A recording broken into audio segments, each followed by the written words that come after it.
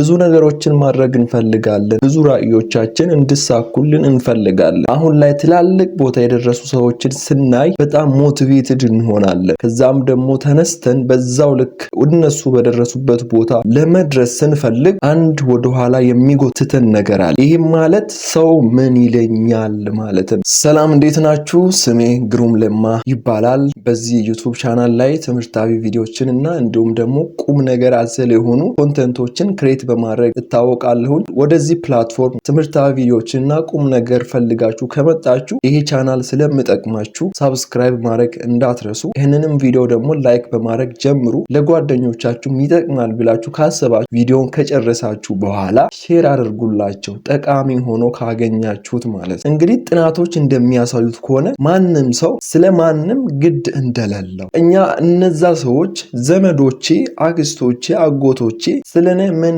እያሰቡ ይሁን፣ ጓደኞቼ ስለኔ ምን እያሰቡ ይሁን እያልን ይሆናል። እነዛ ሰዎች ግን እናንተ ስለነሱ ምን እያሰባችሁ እንደሆነ ነው እንጂ ትንክ እያደረጉ ያሉት ስለናንተ እያሰቡ አይደሉም። ማንኛውም ሰው ስለማንም አያስብም። ስለራሱ ባሰበበት ቁጥር ነው ሰውን የሚያስበው። እያንዳንዳችን በሆነ መድረክ ላይ እንደተቀመጥን አርገን ነው ስለን ያለ በብዙ ህዝብ ፊት እንደቆምንና ሁሉም ሰው ወደኛ እያየ እንደሆነ እያንዳንዱ ሰው የራሱ የሆነ ላይፍ አለው፣ የራሱ የሆነ ፊልም አለው። ስለዚህ ለዛ ፊልም ራሱ ነው አክተሩ ራሱ ነው። ማንም ስላንተና ስላንቺ የሚያስበው ሰው የለም። ያ ሰው ስለኔ ምን እያሰበ ነው የምትዩ ወይም የምትለው ሰው እርሱ ራሱ እሷ ወይም እሱ ስለኔ ምን እያሰበች ነው ወይም ምን እያሰበ ነው እያለ ይሆናል። አንድ ዩኒቨርሲቲ ውስጥ የተደረገ ጥናት እንደሚያሳየው ሆነ በጣም ለመሞት የተቃረቡ ሰዎችን ወይም ሽማግሌዎችን እንደዚህ የሚል ጥያቄ ጠየቋቸው ወይም እንደዚህ በማለት በመጠየቅ ጥናታቸውን ጀመሩና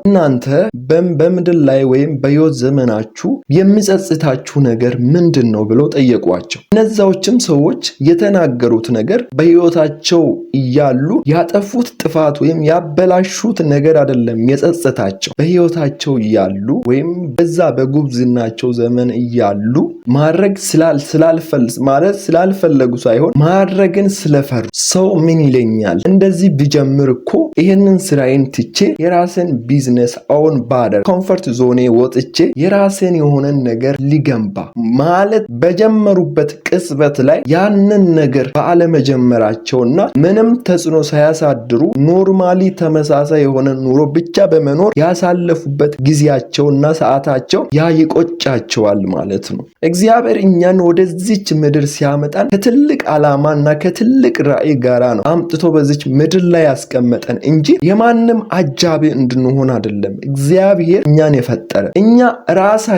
ራሳችንን ችለን እንድንኖርና ራሳችን ደግሞ ልናሳካ የተገባን እግዚአብሔርም ደግሞ የሚፈልገው ትልቅ ዓላማ ያንን የምንፈጽምበት መንገድ ደግሞ ይህንን ምን ይለኛል የሚለውን ሐሳብና አስተሳሰብ ከውስጣችን በመጣል ማንም ስለኛ ግድ የለው። ስለኛ የሚያስበው ይልቁንስ እግዚአብሔር በእግዚአብሔር ትክክለኛና ንጹህ የሆነውን አክሽን ብቻ አክት እናድርግ ወይም እንተግብር እንጂ ማንም ስለኛ እንደዚህ ብታደርግ እንደዛ ባታደርግ የሚል ሁሉ ወይም የሚተች አንድን ነገር ሲጀምር ይሄ እኮ ካንተ ማንነት ጋር አይሄድም፣ ይሄንን ብትተው ይሻላል፣ ይሄን እኮ እገሌ ሞክረው አልተሳካላቸውም፣ ደግሞም ላንተ አይሆንም፣ ይሄ ያንተ ማንነት አይደለም። አንተ ውስጥህን ሰምተህ የጀመርከውን ነገር ምንም ቢጮህ ምንም ቢፈነዳ ወደኋላ ማለት የለብም፣ ማቆም የለብም። በዚህ ምድር ላይ 80% የሚሆኑ ሰዎች በትችት ምክንያት ዓላማቸውን እና ራዕያቸውን ያቆማሉ፣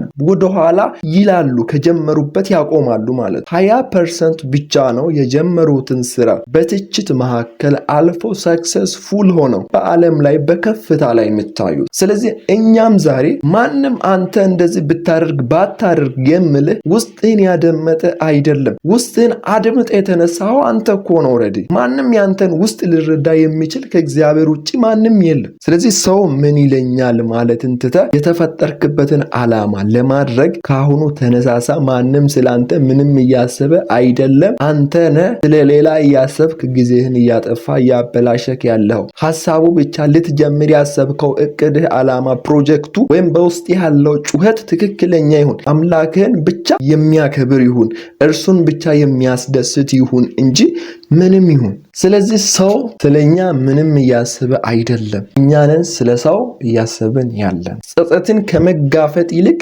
ፍርሃትን መጋፈጥ ስለሚሻለን ፍርሃት ለጥቂት ጊዜ ነው ይባላል፣ ጸጸት ደግሞ ዘላለማዊ ነው። ጸጸትን ከመጋፈጥ ፍርሃትን ተጋፍጠን እናድርግ ማለት እወዳለሁ። እና ቤተሰቦቼ በእውነት ይህንን አድርጋችሁ ከሆነ ጊዜ በኋላ ደግሞ ይህንን በውስጣችሁ ያለውን ዓላማ፣ ለዓለም የሚበቃውን እውቀት፣ ለዓለም የሚበቃውን ጥበብ፣ ለዓለም የሚበቃውን ለብዙ ሰዎች ደግሞ የሚተርፈውን መነቃቃታችሁን ይዛችሁ ቁጭ ያላችሁ ሰዎች አድርጋችሁና ተግብራችሁ በትልቅ ቦታ እንደምንገናኝ ተስፋ አደርጋለሁ። ወደዚህም ፕላትፎርም ደግሞ መምጣት እየፈለጋችሁ ዩቱብ መስራት እየፈለጋችሁ ያልገባችሁ ሰዎች ዩቱብ በጣም ቀላል ነው። ኮንሲስቴንትሊ ብቻ መስራት ነው የሚያስፈልገው። በጣም ደግሞ ዲስፕሊን የሆናችሁ ሰዎች አላችሁ፣ ልጆች ያላችሁ አንድን ነገር ስትጀምሩ እስከ መጨረሻ መጨረስን የለመዳችሁ ሰዎች አላችሁ።